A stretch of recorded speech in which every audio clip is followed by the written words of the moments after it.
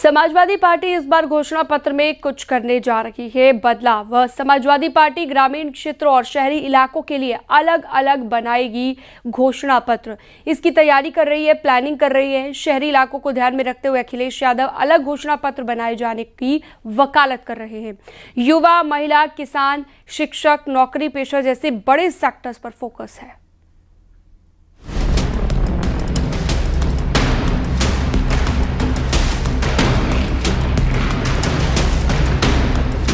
Samajwadi party हमेशा से एक ही घोषणा पत्र जारी करती रही है, लेकिन इस बार खबर है कि समाजवादी पार्टी दो अलग अलग घोषणा पत्र जारी करने पर विचार कर रही है, जिसमें ग्रामीण इलाके के लिए अलग और शहरी इलाकों के लिए अलग प्राथमिकता होंगी। हर विधानसभा के हिसाब से, उस शहर और गांव के हिसाब से घोषणा पत्र अलग अलग, उनकी मांगों के हिसाब से, विधानसभा और लोकसभा के हिसाब से, ग्रामीण और शहरी के समस्याओं के हिसाब से समाजवादी पार्टी अपने घोषणा पत्र को बनाएगी। समाजवादी पार्टी युवा, महिला, किसान, शिक्षक, नौकरी पेशा, व्यापारी, उद्यमी और इन्वेस्टमेंट करने वालों को अलग अलग कैटेगरी में बांटने की सोच रही है। इसके पीछे का मकसद है कि हर वर्ग को खुश करने के लिए अलग से रास्ता निकाला जाए। समाजवादी पार्टी और उसके राष्ट्रीय अध्यक्ष अखिलेश यादव जो पीडीए की बात कर रहे हैं, उस पीडीए में अधिकांश भाग जो है वो आदिवासी महिलाएं हैं, पिछड़े हैं, दलित हैं, जिनका ग्रामीण परिवेश से संबंध रहता है, किसान हैं। तो वो इस तरह की चीज़ करने जा रहे हैं। और जो पढ़ा लिखा जो बेरोजगार नौजवान है वो शहरी क्षेत्रों में ज़्यादा है।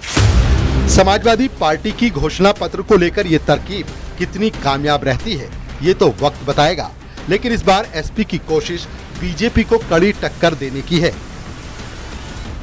बार का घोषणा पत्र शहरी इलाकों के लिए अलग और ग्रामीण इलाकों के लिए अलग हो सकता है। हालांकि ये चुनाव ही बताएगा कि इस घोषणा पत्र का लाभ समाजवादी पार्टी को कितना मिला, लेकिन 2027 के विधानसभा चुनाव से पहले सपा तमाम तरह की जुगतबंदी करके चुनाव को अपने पक्ष में करने की कोशिश कर रही है।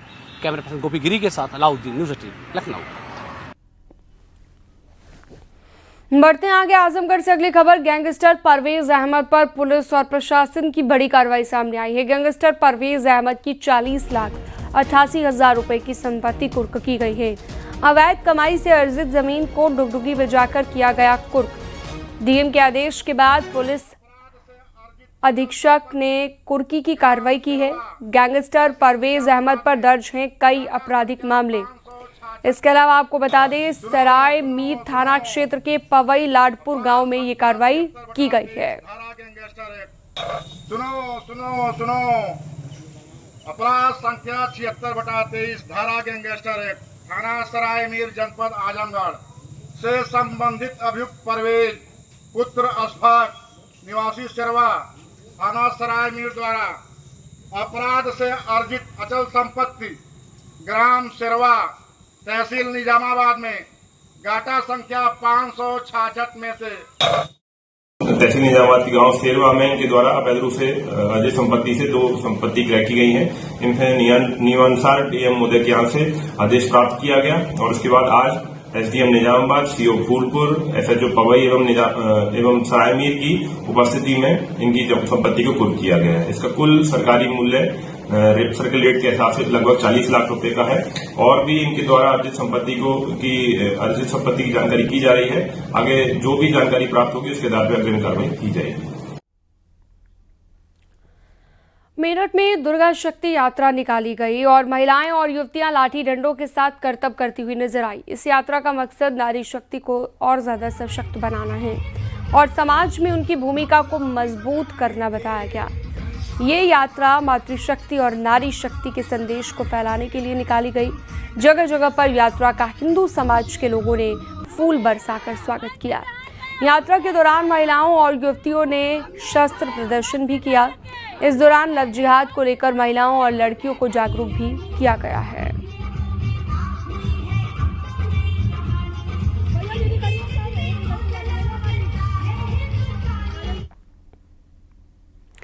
आगरा के शमशाबाद में योगी यूथ ब्रिगेड धर्म रक्षा ट्रस्ट की ओर से आयोजित श्रीमद् भागवत कथा में धार्मिक और राजनीतिक रंग दिखाई दिया। कथा के दौरान श्रद्धालुओं ने I love Mahadev, I love Krishna, I love Yogi, I love bulldozer जैसे पोस्टर लहराए। योगी बूथ ब्रिगेड के प्रदेश अध्यक्ष ने कहा कि जैसे मुसलमान मोहम्मद से प्रेम करता है, वैसे हिंदू महादेव, कृष्ण और सनातन धर्म की रक्षा करने वाले योगी और बुलडोजर से प्रेम करते हैं।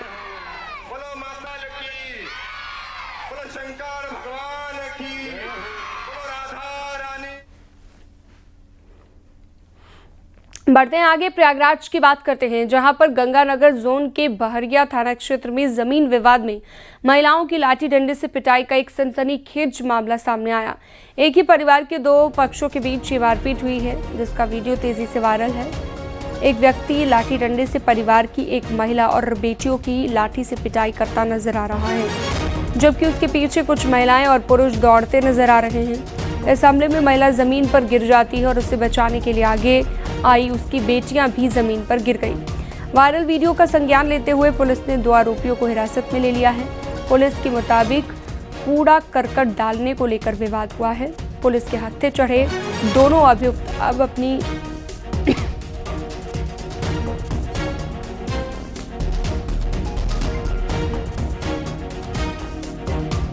आ रहे हैं। दोनों अभियुक्त हाथ जोड़कर गिड़गिड़ा रहे हैं कि वो कभी अब महिलाओं पर हाथ नहीं उठाएंगे। कभी नहीं होगी सर, मार नहीं करेंगे सर, कभी नहीं मार करेंगे भाई, सर माफ़ कर दीजिए, गलती गलती नहीं होगी सर, माफ़ कर दीजिए सर, ऐसी गलती कभी नहीं करेंगे जीवन में सर, एक बार कृपया माफ़ कर दीजिए सर। कभी नहीं होगी सर, मार नहीं करेंगे सर, कभी नहीं मार करेंगे भाई, सर माफ़ कर दीजिए। थाना बहरिया के अंतर्गत एक वायरल वीडियो के संबंध में अवगत कराना है कि आज दिनांक 29/9/2025 को थाना बहरिया के अंतर्गत एक ग्राम में एक ही परिवार के 2 पक्षों के मध्य में ज़मीन पर कूड़ा करकट डालने को लेकर आपस में मारपीट हुई है। इस संबंध में जो पीड़ित पक्ष है उसके द्वारा थाने पर एप्लीकेशन दिया गया है, जिस पर सुसंगत धाराओं में अभियोग पंजीकृत किया गया है। जो आरोपी पक्ष है उसके 2 आरोपियों को पुलिस द्वारा हिरासत में लिया गया है। इस संबंध में आगे की विधिक कार्रवाई प्रचलित है। मौके पर शांति व्यवस्था बनी हुई है।